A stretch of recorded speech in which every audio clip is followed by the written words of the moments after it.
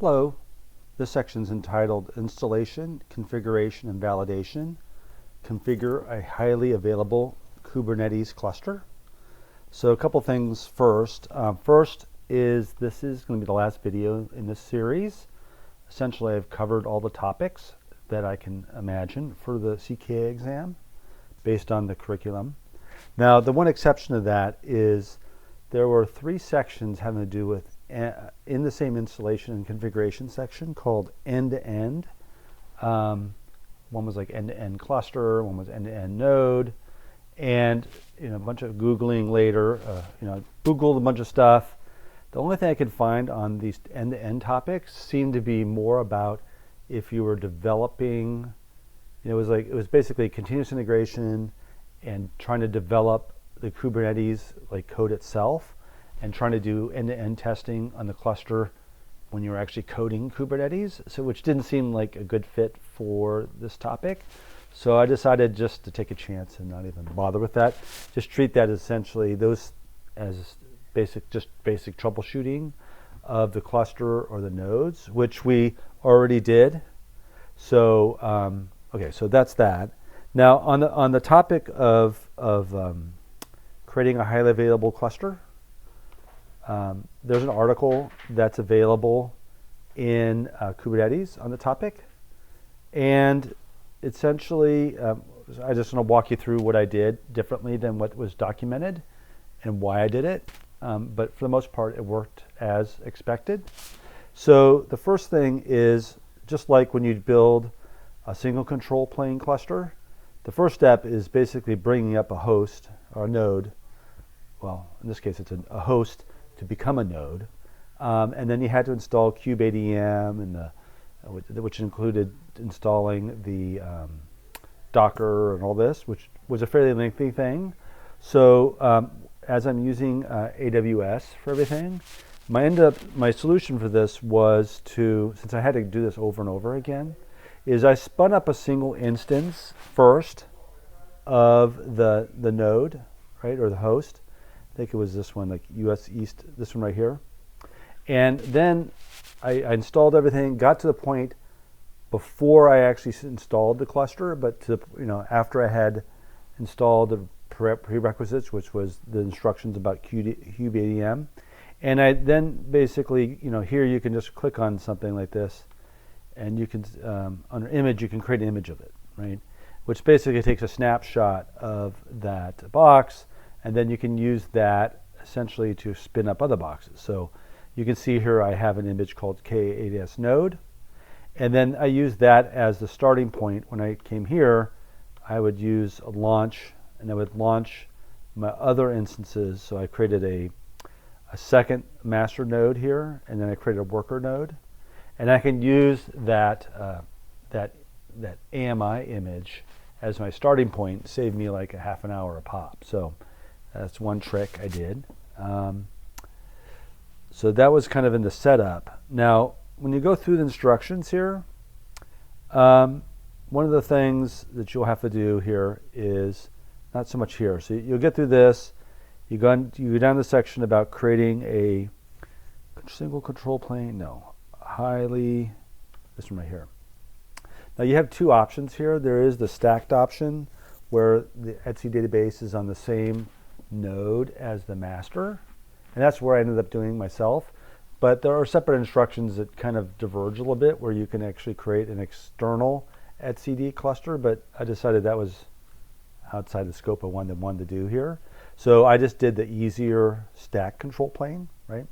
And you go through the instructions here. I'll show you where there's some problems. So the first thing that they'll say you to do is you need to create a load balancer before you do, installing the cluster. So that way you can point, you want to have a central endpoint for your API, a Kube API server, using a load balancer. And so you can do that, right? So I did that, but there was a problem, and I'll tell you how I fixed it. So what you do is what I did was, ultimately the way I worked this is that I installed just one, I got one of my boxes up. So this, I had, not the worker, but one of my master nodes, I just basically got it ready to go, and I didn't even bother with the other ones initially. So I just set one up. And then what I did was I went under my load balancer, and I think this is the current state I had. So I went in my load balancer and I created a new load balancer. In this case, I created a one of these just classic load balancer, because you're going to be using TCP, and I didn't want to get the complexity of this one. So this is sort of the easy button way I could use for TCP load balancing. And when I went through this creation, right, first thing I did was I only put in one box. So I didn't put on because I was going to set up ultimately two master nodes, right? But to start off, I only installed one, and that's the one I was going to install first. Okay, so that's the first thing. And then the second thing, which took me, I wasted probably a good couple hours fussing with this. You sort of have a chicken and egg problem. When you install this, you normally have your listener, right? It's listening on port 6443, and it's trying to route traffic to port 6443 on the node, right? The problem is, before you install Kubernetes, this port will not be available on the node, right? I mean, you haven't installed Kubernetes yet, so you don't have, your API server's not running. So the problem is, if you were just kind of follow your nose, when you set up your listener this way, it's going to try to set up a health check on that same port, 6443. So normally your health check will be TCP 6443, right? But the problem is that you haven't installed the API server first, and part of the installed API server needs to make sure that the load balancer is operational.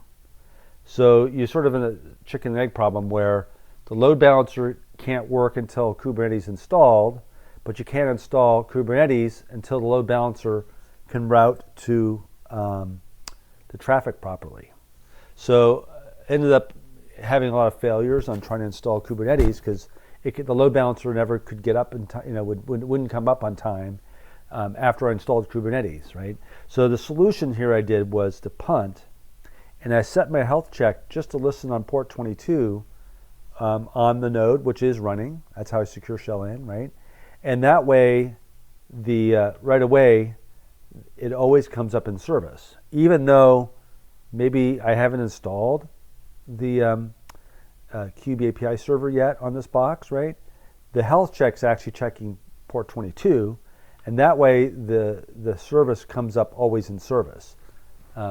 So again, if you didn't do this, it's always going to be out of service, and then during your install, it will try to install the API server, and then within a couple minutes, it tries to validate that it's there, and the load balancer takes too long to recognize that it's working, and the whole thing will fail on you. Now, just so you know, the fix here, now that this is in place, I should go back and edit the health check here. I don't even know where my edit is, but health check. Oh, edit health check. I should go back. I'm not going to do it right now, but after this is over, I'm going to validate it, but I'm going to change this back to the 64442, right? And then, and then also then I need to add in my second, I need to go in and add my second into my load balancer. I need to also add in my second node, because right now I'm only, actually instances, right now I'm only added the first one, okay? So long story short, that was a little bit of trickiness that I ran into. And again, the trick is to trick the load balancer to always being working by using port 22. Okay. So that was something I had to trick.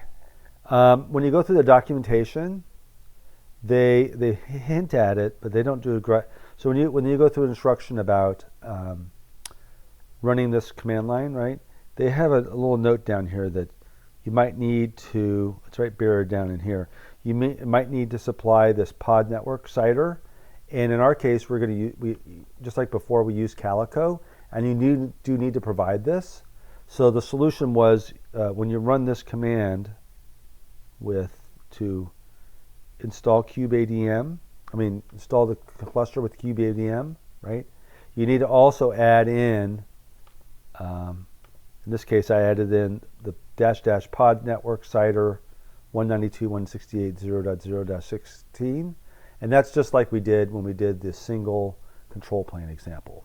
Okay, so after you do that, if you got those things all in place, it will install, and then you'll obviously need to install the Calico. So again, it's suggested here, but it's kind of buried. So once you get that done, you need to actually install. Let's see if they mention it here. I think they do mention it. They need to, you need to apply your CNI plugin, right? And then you're going to install. In this case, I use Calico, so I followed the instructions, which was basically running this. Now, actually, one other thing you'll observe is in the documentation for the highly available, they don't actually tell you here how to configure kubectl, right? There's like a missing step, and so after you install the cluster, kubectl is not going to work because it's not pointing at the right cluster, right? So the trick here is, just like in the original docs for single control plane, after you install the cluster with cubed ADM, then you need to run, find it, installs this. Oh, right, there's instructions right here, right? To make kubectl work for your non-root user, run these commands, which are also part of the cube ADM init output. So again, you're going to run this from your regular user Ubuntu account, and that'll let you be able to run kubectl from Ubuntu without having to be root, right? Either way, that was another thing that wasn't obvious from these instructions. So after you get all that done, you will get the first node up and running. Huddle, get nodes, right? You'll get your first node up and running, right? And then the next steps are essentially you can, for the output of that command you do for the first node actually gives you what you basically copy and paste into your second master node, and then they have a separate thing you paste in to get your worker node working. So that just worked right out of the box, right? So the final result is, in this case, it's relatively easy to bring up multiple master nodes, right? And then a worker node. Now, actually, I'm going to do it now, since we've shown this. Hopefully it doesn't break anything. I'm going to fix my load balancer here, so then I could be completely done. So the load balancer needs to be adjusted by, let's see, I need to go to my load balancer. I need to fix my health check first.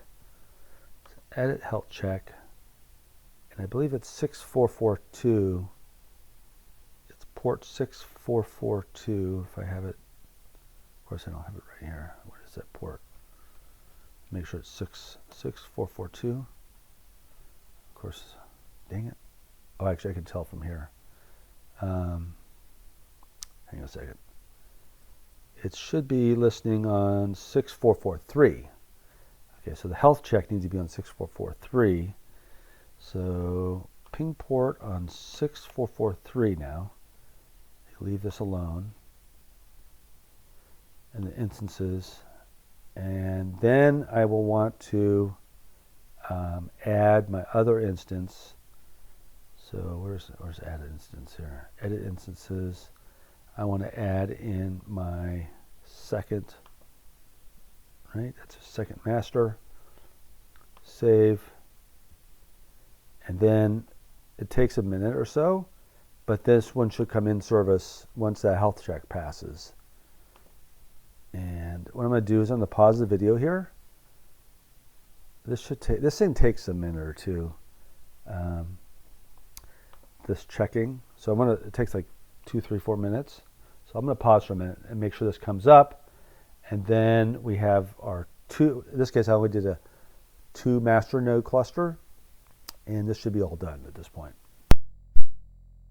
And back. So it took like 3 or 4 minutes. But then it looks like the health checks are working now because I was able to bring on a second master node here. And then the first master node hasn't failed. So again, I just changed the health check back after it was all done to the proper health check. And again, the confusing thing is if you do this out of the get-go, you will not be able to install your cluster because you have sort of a chicken and egg problem. Okay, that's it. Thank you.